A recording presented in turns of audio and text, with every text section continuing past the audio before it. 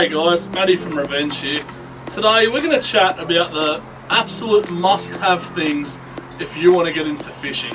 So we're going to go right back to very square one. We're going to go right back to the start for people that have never fished before, and we're going to start there. And then over the next however many episodes it takes, we'll talk about, gear selection, setting rods up, finding places to fish, targeting different species, and we'll work right into game fishing eventually once we get down to that. But today, square one, what are the absolute must-haves and what do you need as a beginner to get into fishing?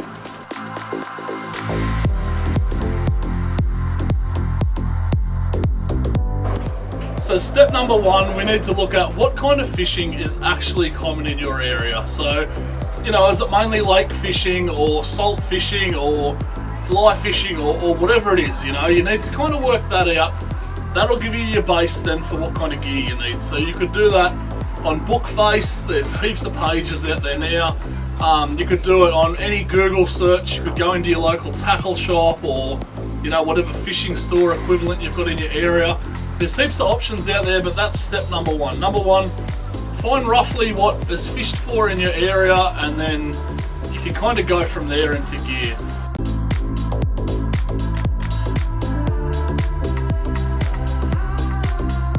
So the first thing you'll need before anything else is a rod and reel. What size rod and reel you get will be based on what fish you're going to be targeting and the waters that you're going to be fishing. So as I said, this is going to be based on the East Coast. This would be my go-to for 80% of my normal fishing. Say river, estuary, lake fishing. Even offshore, I use this setup fairly regularly offshore to chase, snapper, flathead, those kinds of fish. What I've basically got here is a 7-foot long rod. I like the longer length rods. You can get 6 or 7. I just feel like a 7-foot rod, it just feels better to work with. It's got a better action. It's nicer when you're working lures. I find they have a better feel with them. This is a 4 to 7 kilo rod matched with a 5,000 size reel. This rod and reel for, the majority of brim, flathead, I've used it in the lake and dam to catch bass and carp and things like that. I've used it outside to catch snapper. I've caught jew up to about 14-15 kilos on this rod and reel, but it's just a great all-round size. That 4 to 7 kilo rod, 5,000 size reel, pretty much spot on for most fish you're going to target, and it'll stop pretty much most fish you're going to come across.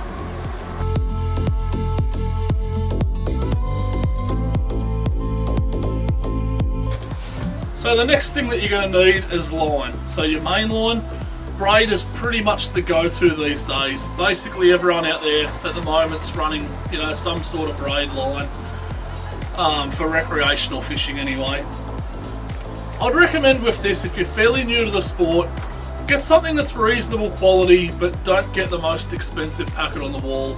Braid can be fairly expensive. You can spend a fair bit of money. Sometimes, the equivalent of what you'd be spending on a rod you could spend on braid. So I'd just urge you, be a bit cautious with that. Try and pick something that's reasonable quality but not a ridiculous price at the same time. As for line class, I'd go for something around that 15 pound mark. 15 to 20 pound would be pretty much a good go-to line class. I personally wouldn't be fishing any lighter. A lot of people out there will say 10 pounds the limit, you want to fish 10 pound, you'll get more fish with 10 pound. Look, there is some truth to that, and you definitely will get more fish the lighter you fish. But the issue with that is, the lighter line classes can be inherently difficult to work with. I'll give you an example. This is 10 pound fluorocarbon line. So you can just take 10 pound fluoro, as you can see it here. I can take a few wraps with that. And as you can see, I've just snapped that line.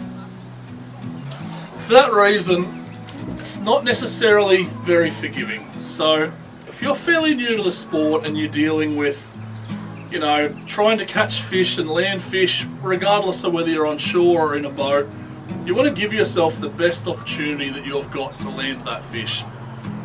The lighter that you fish, granted there's a bit more of a sport and it's a bit more fun once you get into it, but initially when you're trying to learn the sport, you're really better off fishing, I'd say, a line class where you're realistically going to get most fish. And for me, I'd say that's somewhere around that 15 to 20 pound braid is really good. It's not too heavy for your estuary fish, it's not too heavy for the dam and the lake and stuff like that. It's on the heavier end of what you'd fish. By all means, once you spend more time on the water and you've caught a few fish and you start to, get good at netting fish or landing fish, you start to get a bit of confidence, then you can always drop down, you can always fish a bit lighter. But initially, to save yourself the heartache of losing fish, somewhere around that 15 to 20 pound mark it will serve you well. It'll go a long way to make sure you land more fish than you lose. So the other thing that we should just touch on, guys, while we're talking about rod and reels is line capacity. The reason this is important is when you pick your rod and reel, you need to make sure that the line you get fits on the spool and that you have enough to fill the whole spool up. I've been there plenty of times. You get home, spool the rod up, realise it's only half empty. Or, the opposite. You spool the rod up, realise you've still got 4 times what you needed left. So basically, there's a really easy way to work out what your line capacity is. You can look on the side of the spool. It usually always says it on the side of the spool. So what this one says, if I run 12 pound line, I'll fit 195 yards of 12 pound, and that's mono. This is worked out in mono, so you have to convert that to braid. Honestly, the easiest way to do that is to jump on Google whatever size reel you've got, and then you'll be able to pull the specs up. It'll tell you the details there. It'll say if you run 15 pound braid, you'll fit X amount of line. But that's definitely important. Make sure you understand the spool capacity. Make sure you understand what size line you're putting on it. Make sure they're kind of suited to each other.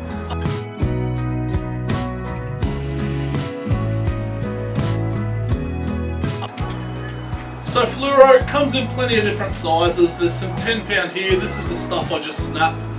Bit of a rule of thumb, good for flathead, brim, stuff like that, those finicky fish. Probably on the heavier end for whiting, but still a good choice. This 60 pound, I'd basically only really use that offshore, or perhaps running a really big fish for a Jew. So if I was fishing, say, a full tailer or something for a Jew. The 20 and 40 pound fluoro, so these are my main go-tos. The 20 I'd use for, say, snapper fishing or bottom bashing outside. The 40 is my go-to for live baiting for most of the time.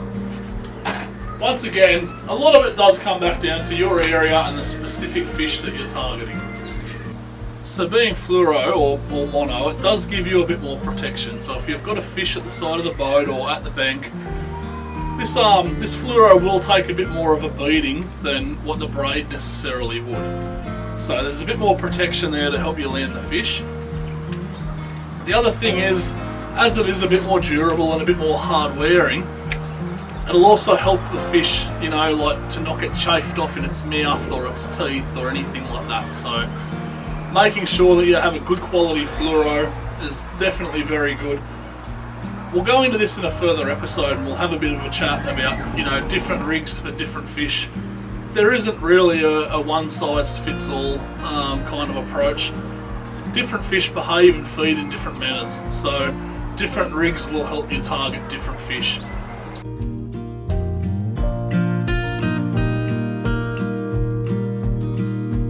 So the next part of our arsenal that we need to talk about is hooks. Hooks come in plenty of different sizes and shapes. Generally, as a rule of thumb, something around this size 1 hook, even up to a size 6 long shank hook. These are the kind of hooks that you want to be looking for if you're just, fairly new to the scene and you're looking to wet your feet and start to try your luck a little bit. So it's all about matching the hatch, right? If you have a target species, say flathead, and we know that for flathead we're going to use X bait, then we use a hook that's appropriate for that size bait. That's basically that simple.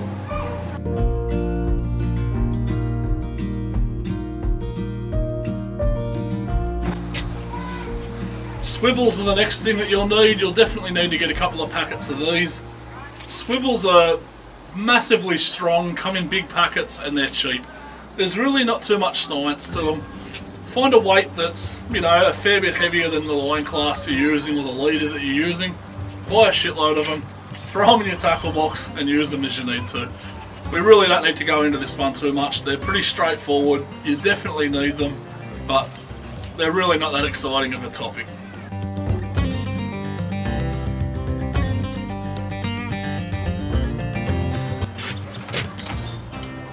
Sinkers. Sinkers are the next thing that we definitely need to mention. Basically with sinkers, sometimes you'll need to change them a few times throughout your fishing session. These are not my favourite, a size 7, I'll use size 7 forever. That is not how these work, unless maybe you're fishing a lake or somewhere where there's no current or tides or anything like that. For us guys that fish the river and the tidal lakes and that kind of stuff, the tides can change a lot. You know, you can be at one end of the tide and it can be reasonably slack and not much current. By mid-tide, it could be absolutely screaming.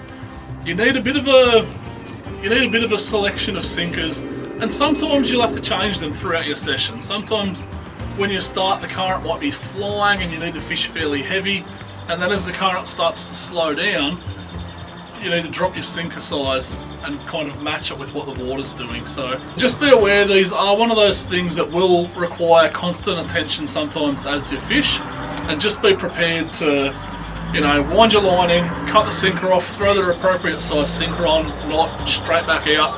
Only takes 30 seconds. You are way better off fishing an appropriate size sinker than fishing heavy.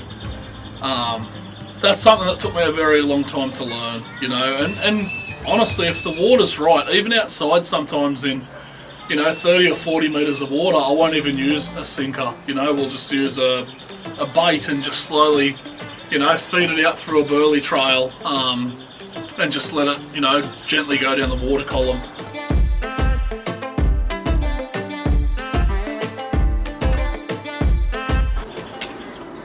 So there's just a couple of last things that you'll need to get you on the water, and it's just a small arrangement of a couple of different hand tools. First one's a knife. You definitely want to have a knife anytime you're fishing. Doesn't need to be something fancy. This is just a wheel shear one that I've taken straight out of my kitchen. As you can see, there's nothing flash about it. It's pretty straightforward. I wouldn't use this to fillet fish. I've got another one down the front that I only use to fillet fish. This one's really good for just, this is the workhorse, you know, this is cutting bait, this is all that kind of stuff. So, a couple of knives. I'll just leave that one in the top of my tackle box. You can't go wrong. Pair of scissors. You can get really little ones. You can get tiny pairs of scissors to cut braid. These are the same, just a stainless pair of scissors, 10 bucks, Woolies, something like that. I just find them really convenient for either opening things, or I don't really cut bait up with them, but to trim line or something like that when I'm rigging rods up, I find this is heaps easier to work with than using a knife. You know, if I had to trim a leader or something after I've done a rig up, I'd prefer to use a pair of scissors than try and hold a knife. It's just a little bit less awkward.